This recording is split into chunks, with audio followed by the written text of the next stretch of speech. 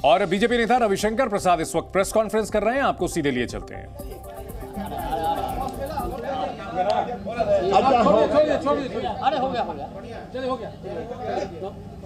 मित्रों, क्षमा करेंगे आपको, हमको यहाँ प्रेस करनी पड़ी क्योंकि आप लोग उपस्थित थे।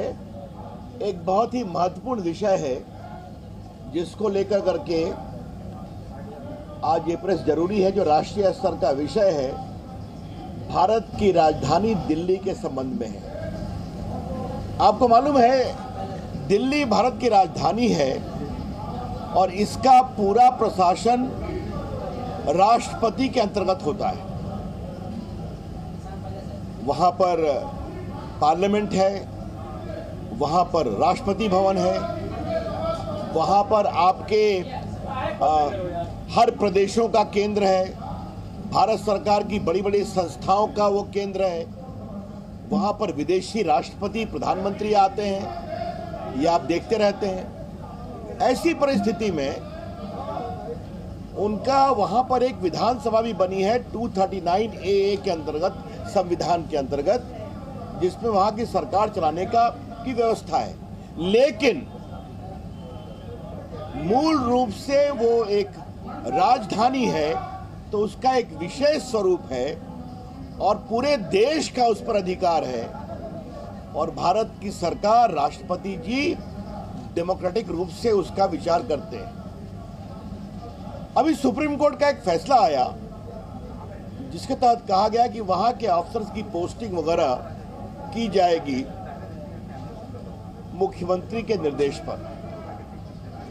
सुप्रीम कोर्ट ने अपने फैसले में कहा कि वहां पर प्रशासन के लिए कोई विशेष कानून भारत के संविधान के शेड्यूल 42 के अंतर्गत नहीं है।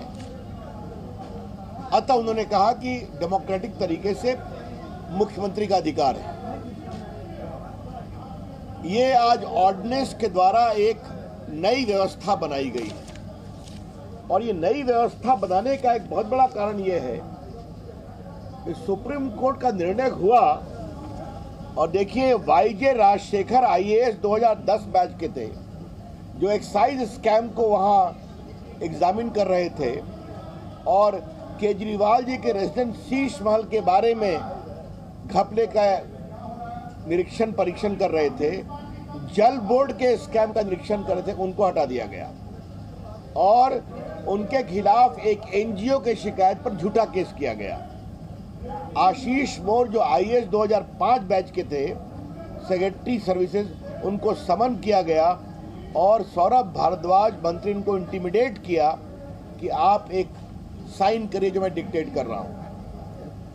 एक किनी सिंह, एक लेडी IAS ऑफिसर थी, उसको भी मंत्री भारद्वाज ने उसी प्रकार से हैंडल किया और दबाव डाला। ये किरण सिंह और आशीष मोर दलित समाज के भी IAS ऑफिसर हैं। सुरवीर सिंह एक IAS 2005 बैच के हैं, वो सेक्रेटरी पावर हैं। वो केजरीवाल की सरकार और प्राइवेट डिस्कॉम के बीच में लगभग 20,000 करोड़ के घपले के बारे में आपत्ति उठा रहे थे। उनके खिलाफ भी पंजाब पुलिस के द्वारा दबाव डालने की कोशिश की गई।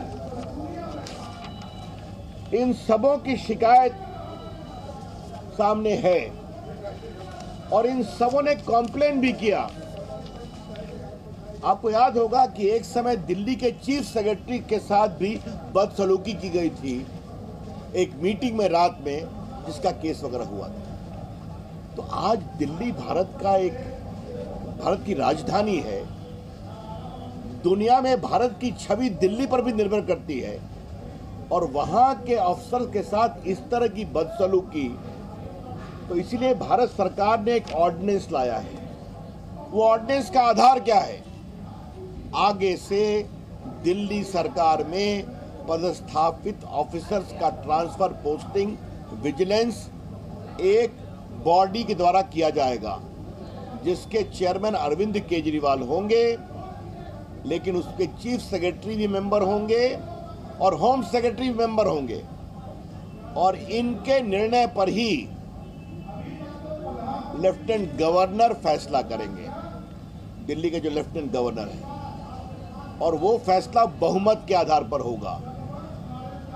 तो दिल्ली में काम करने वाले अफसरों के निर्णय के बारे में एक पारदर्शी और उत्तरदायी प्रक्रिया के लिए ये ऑर्डिनेंस लाया गया है। This ordinance is designed to ensure greater accountability, transparency and dedication for upright officers.